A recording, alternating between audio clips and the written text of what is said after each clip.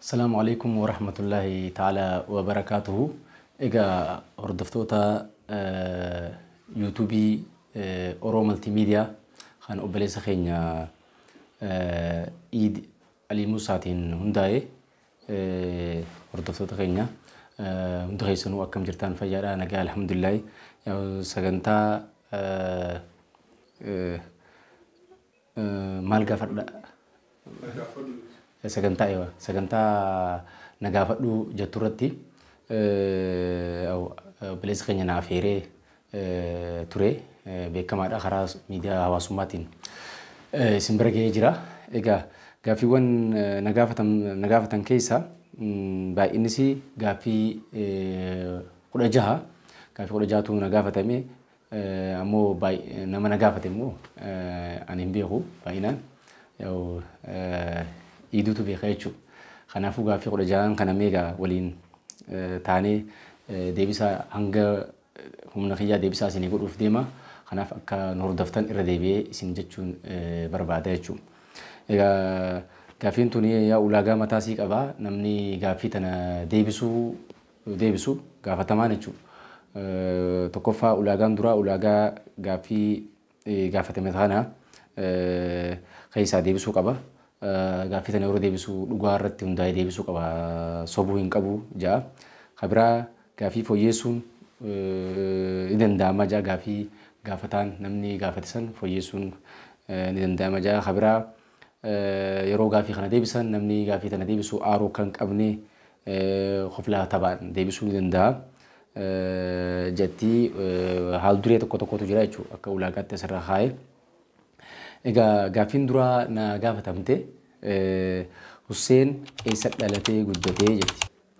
Yaa'u eessa dhalatee guddatee ta'ettu gaaffiin tun namni yoom akka guddatu yeroo umriin gamtee guddatee jedhamaan fiifuu gaaffii biraati. Maaliif ammaas guddachaatuma jirra jechuudha. Deemaati jira imalarra jirra. Ani kaniin itti dhaladhe as magaalaa Direedhawaattiin dhaladhee guddadhe. Gandiin itti dhaladhe as Direedhawaa ganda Abdii Morii Araddaa Duwwaa lama keessattiin dhaladhe magaalaa Direedhawaatti jechuudha. Asumattiin guddadhe jechuudha magaaluma tanatti dhalataa Direedhawaati. Itti guddatee Direedhawaatti jechuudha. Gaaffii duraatiif deebisaa gabaabduu yeroon kennu. Sadarkaa barnoota kee hangamii jetti. Gaaffii lammaffaadha. Sadarkaan barnoota hagammarra jiru. Sadarkaan barnootaan an qabu degree jalqabaa foreign language and literature English and foreign language University Finfinnee irraa bara 2003 akka lakkoofsa Itoophiyaattiin eebbifame. Achumaanitti fuudhaan dipaartimentii xinqooqaa fi hogbarruutti linguistic and philology maastarsii yookiin digirii lammadaatiin fudhadhee bara 2010 akka faranjiitti jechuudha.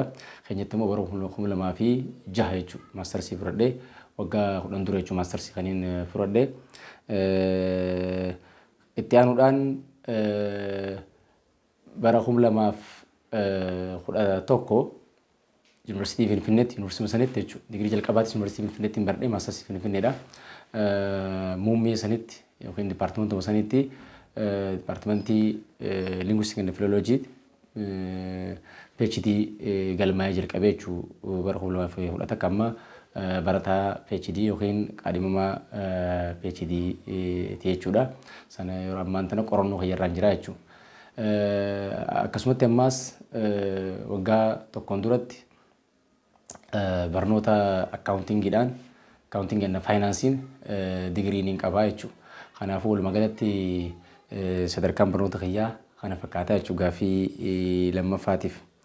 Kitaaba Bakkalcha Dachaa Kantiibaa Khadiir Juhaar irratti barreessuuf maaltu si kakaase? Gaaffiin tun gaaffii mooras dhiyaattu gaaffii dhiyeenya kana kitaaba Bakkalcha Dachaa seenaa Kantiibaa Khadiir irratti an barreesseen wal qabate jechuudha.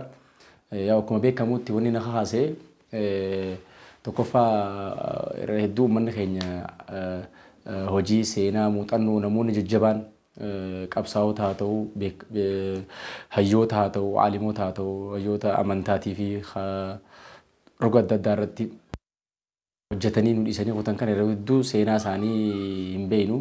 Kanaaf darbee karaa adda addaatiin karaa keessaafuu karaa amantiitiin seenaa namoota adda addaa dhageenyaa sahaboota mudura dabran nabiyyoota keenya alhamdulillah dabran kana hedduu caqasna.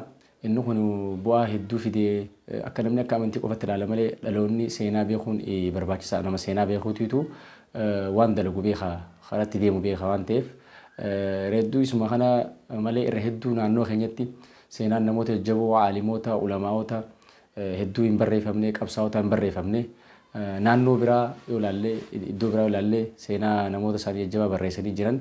Kanaaf ani barnoonni kiyyaas irratti rarra'u irra hedduu seenaa namoota jajjaboota keessaafuu PhD kiyya kan dalagu jiru. Sheekh Jabaa beekamaa maastersiis irratti dalagee PhD irratti dalagu jira. Sheekh Jabaa beekamaa aalima jabaadha.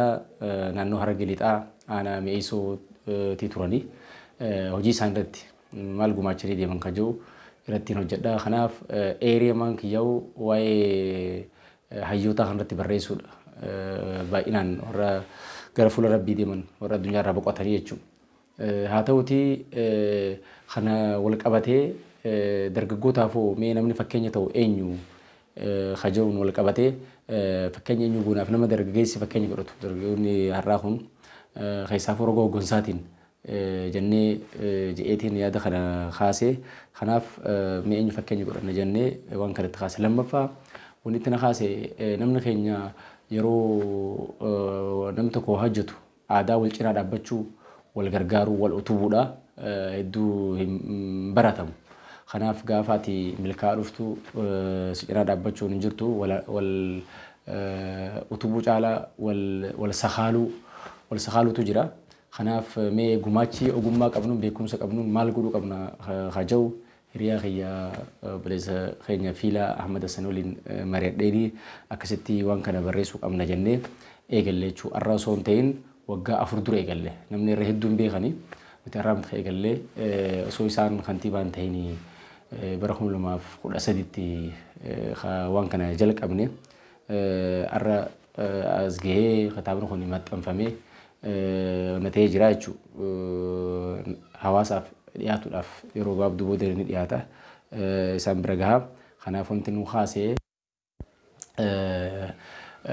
dungoo nama godhuudhaaf dargaggootaaf fakkeenya nama godhuudhaaf namoonni waa'ee si dura dalage namoonni itti aanee dhufan akka waa dalaganiif akka dungooti akka ifaatti ta'a seenaan isaanii hojiin isaanii jechuudha. Lammaffaa sinqii ni taha seenaan kun akka daawwitii ni taha dargaggootaaf haa ta'u dhaloota dhufuuf haa ta'u. Kana booda kantiibaa ta'uudhaaf nama akkamii haja'u kitaabni kun at least waa xiqqoon ibsaa jechuudha. Namni kantiibaa ta'uudhaaf waan guutuu qabuutu jira. Waan sayyoo guutee qofa kantiibaa akka ta'u hawaasni illee nama akkasii akka barbaadu waatti ni agarsiisa jenneeti. Kaan immoo seenaa kana katabnee waan namni dalagee maal gumaache kabajamoo kantiibaa haja'u dhaloonni irraa baratee akka irraa baratu akka irraa waa hubatu akkamitti biyya bulchanii akkamitti nama hogganan haja'u akka irraa waan takka irraa barataniif waan kana itti kaanee waan kana barreessinee jechuudha. Kitaaba kana barreessinee maqaas Bakkalcha Dachaa jenneetti moggaafne jechuudha. Gaaffiin afuraffaadha.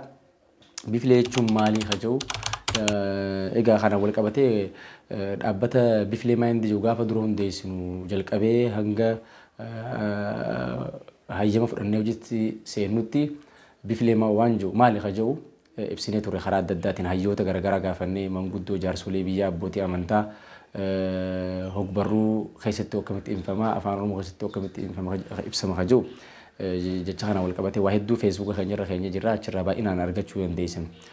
Bifilee jechuun beekamaadha jecha afaan oromooti. Nama waan darbatee bakkaan gahu jechuudha yookiin jechaan haa ta'u gochaanis haa ta'u jechaan jechuudha. Faallaan isaa jechisaa faallaan jecha kanaa dufleedha jechuudha. Nama waan darbatee bakka darbatee irra buusuu hin dandeenye. Kanaaf gabaabumatti bifilee jechuun Ingiliffaan taargeet kan jennu san nama taargeeta dha'uu danda'u. Waan yaadees haa ta'u waan darbatees haa ta'u galmaan ga'uu danda'u jechuudha. Karaa gabaabaatiin jechuun bifilee jechuun. bal'inaan akkuma reefu isin eeratti feesbuuka keenyarra keenyee tiirraa kabiraa